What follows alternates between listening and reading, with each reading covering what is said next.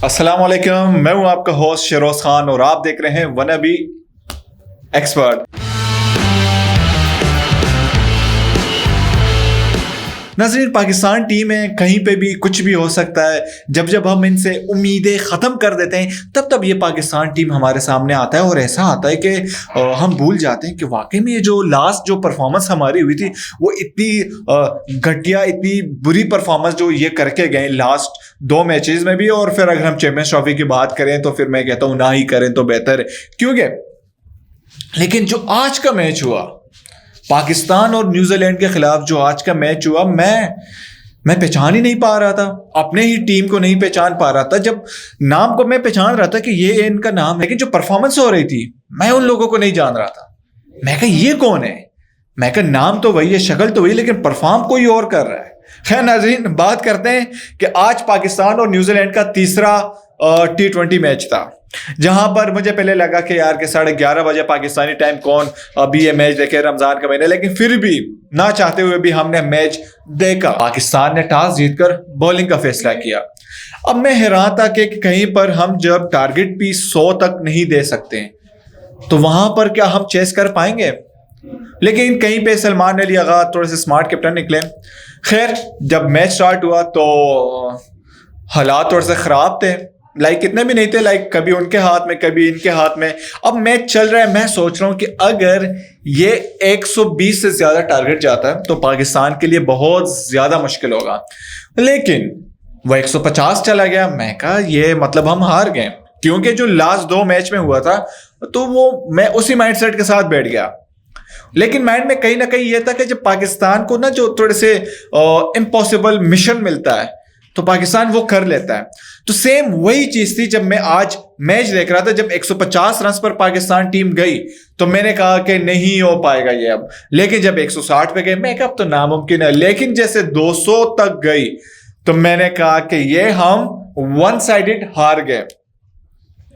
खैर हम यही सोच रहे थे, फिर इसमें दूसरी इनिंग शुरू हो गई, पाकिस्तान की टीम आ गई और पाकिस्तान टीम की जानब से मोहम्मद आरिस और आज के जो हीरो हैं हसन नवाज साहब आए और उन्होंने धूमधाम करके उन्होंने मतलब परफॉर्मेंस शुरू की।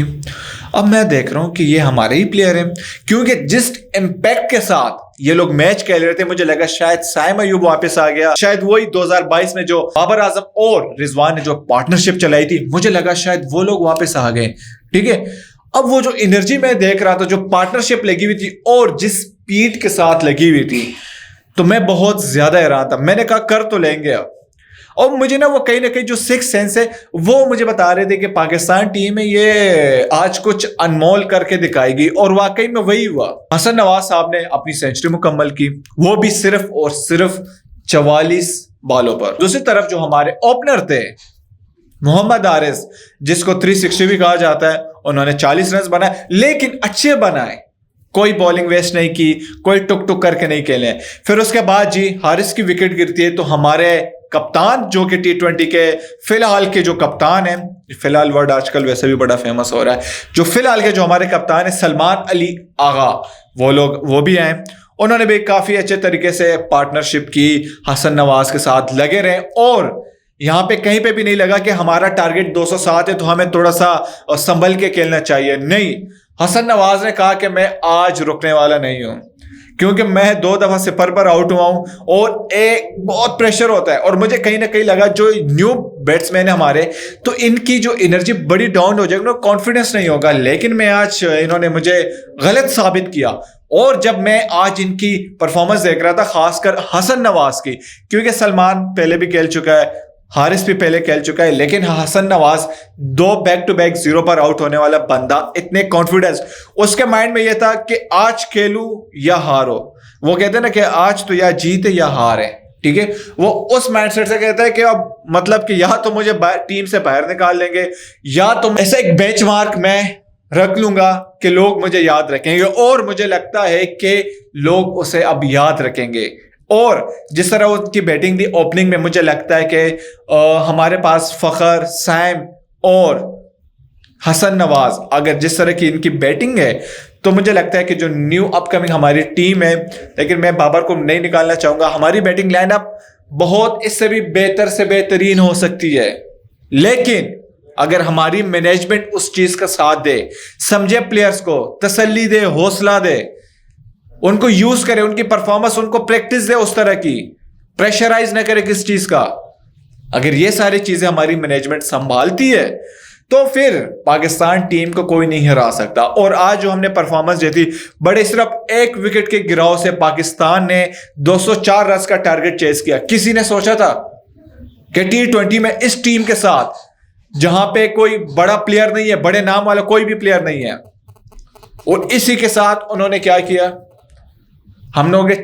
हम लोगों ने जो टीम 100 रन नहीं बना रही थी, उस टीम ने आज 204 का टारगेट चेस किया, और वो भी एक विकेट के गिराव पर।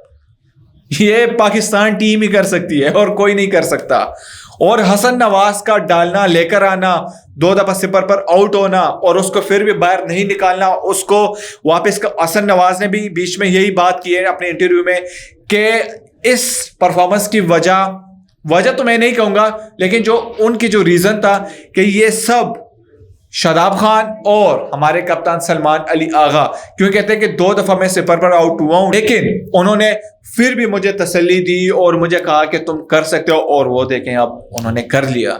ठीक है, अब यही बात होती है अगर हम इस टीम को आगे लेकर चलते हैं। और मैं अभी भी कहता हूं, किसी एक को भी ना बिठाओ, बाकी भी जो 2 मैच रहते हैं किसी एक को भी ना बिठाओ। 2 मैच पे हसन नवाज ने परफॉर्मेंस नहीं की, मोहम्मद हारिस ने नहीं की थी, सलमान अली आगा ने की, तीनों ने की है ना। और मैं भी अगर बाकी को भी मौका मिलता तो वो भी करते हैं। लेकिन अगर परफॉर्मेंस की बात हो रही तो हमारे बॉलर्स आज कुछ विकेट्स ले रहे थे। हारिस रऊफ ने अच्छी बॉलिंग की है, शाहीन ने बस ठीक ही बॉलिंग की है, 2 विकेट्स ली है, शादाब ने 1 विकेट ली है, और इसी तरह बाकी सब ने 1-2 करते करते विकेट्स वगैरह लिए। खैर नाज़रीन, पाकिस्तान ये मैच तो जीत चुका है।